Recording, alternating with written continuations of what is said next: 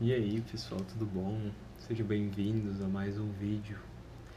Aqui a gente vai estar dando início ao curso de integrais, em que a gente vai discutir métodos de integração até que a gente possa chegar na integral definida e, enfim, terminar por aí. Eu gostaria de deixar claro que não é um curso muito matemático, eu vou tentar fazer questões de aplicação, quando necessário e quando possível. Não é um curso muito voltado à matemática, então se você for da matemática e quiser um negócio mais puro, já aviso que não é para aqui. Isso aqui é um negócio mais prático, mais simples, que pode ter muitos erros grotescos da matemática, como passar dx para o outro lado, ou cortar dx com dx, enfim. Bom, o mundo da integral, a integral em si, vale ressaltar, ela é definida, existem exatamente dois tipos, né? Tipo, existem as integrais definidas, eu vou só botar definidas, definida, e existe a integral indefinida. Aqui no curso, a gente vai focar nossa atenção nessa aqui, pessoal, a indefinida. E depois, no fim, eu falo exatamente como aplicar ela. Eu vou falar agora mais ou menos qual a diferença das duas, né? A integral definida eu vou ter limites em que eu vou aplicar numericamente, a indefinida eu vou estar resolvendo simplesmente algebricamente. Vamos agora entender um pouco do que é a integral, que é essa primeira aula. Eu vou entender do que se trata a integral e falar um pouco sobre as integrais imediatas. O que é a integral? Então a gente vai se perguntar agora, o que é? Quando um curso de integral inicia, geralmente se inicia aqui na definida, muitas vezes, e ele vai se iniciar explicando pela soma de rima e etc, etc. Eu vou começar explicando pela integral indefinida, porque eu acho que é um pouco mais intuitivo para as pessoas entender o que é. Bom, eu vou supor que existe uma certa função f de x, qualquer, certo? O x ele é pertencente aos reais. Lembrando que eu estou fazendo cálculo em uma variável, tá, pessoal? Vou deixar aqui o adendo.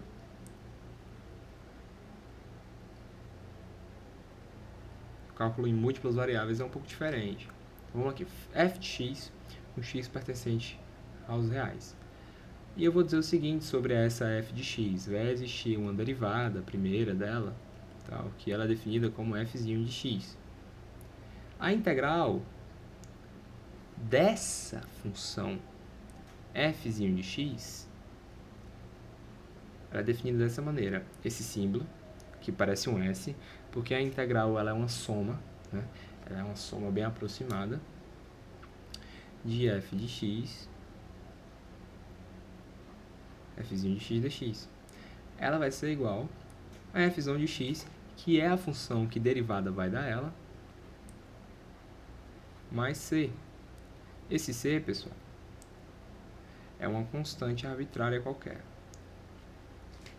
Ele aparece exatamente que a gente está tratando de integrais indefinidas. Então, eu não sei exatamente se vai existir uma constante ou não na função que eu derivei.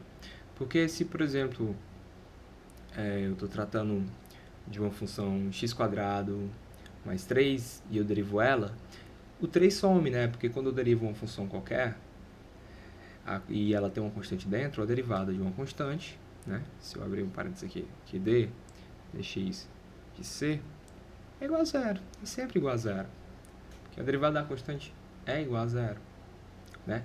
Então, o que a gente pode falar um pouco? Então, a integral, ela é um processo de antiderivação. Bom, uma forma bem assim de fazer.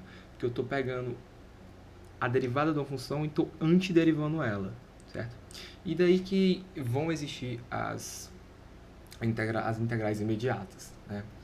Que eu gosto de chamar assim de integral primitiva, porque é a partir delas que a gente muitas vezes calcula outras. Integrais imediatas são as integrais que a gente não vai usar nenhum tipo de método. Por quê? Vou falar um pouco sobre os métodos aqui, eu vou botar bem aqui, pessoal. Existem alguns métodos de integração, certo? E a gente vai discutir todos eles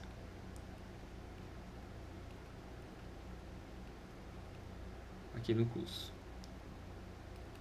Vai existir o quê? O método de substituição simples, que vai ser o primeiro que eu vou falar. Método de integração por partes. Integração das potências trigonométricas, que são casos.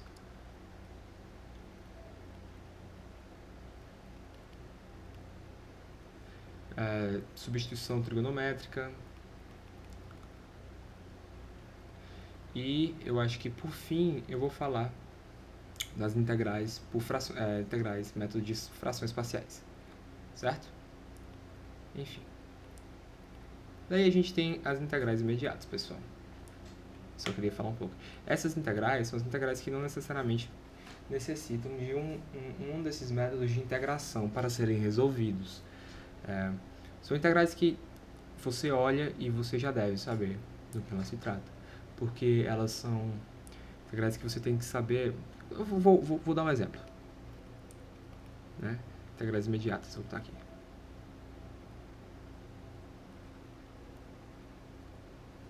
A melhor forma de ver é com um exemplo. Vamos supor que eu tenho uma função f de x que é igual ao seno de x, pessoal. E eu sei que f' de x é o que? A derivada do seno, todo mundo sabe, é o cosseno de x. Aí vamos supor que o exercício está lá, né? Vamos botar aqui questão 1 do exercício tal. Integre cosseno de x dx. Aí você olha assim, tipo, você já estudou todos esses métodos e pensa, pô, qual método eu uso? Você não usa nenhum método, você pensa, qual é a função que quando eu derivo aparece o cosseno, pessoal? É o seno, né? A gente viu aqui que eu quando derivo o seno, apareceu o cosseno. A integral dela é seno de x, ó, mais c. Mesmo que não tenha aparecido um c aqui, eu não posso afirmar que toda f de x que vai ter um seno, porque eu posso definir uma certa função g de x, que é seno de x, mais 2. E a derivada dela também é cosseno de x, ok? Então vai existir diversas funções que abrangem, todas elas podem ter alguma constante no meio, ok? E essas integrais imediatas são várias, né? Eu vou falar alguns aqui, porque, enfim, eu acho que é importante falar. Mas eu recomendo que vocês procurem nos livros textos e todos eles vão ter uma tabelinha dessas integrais lá.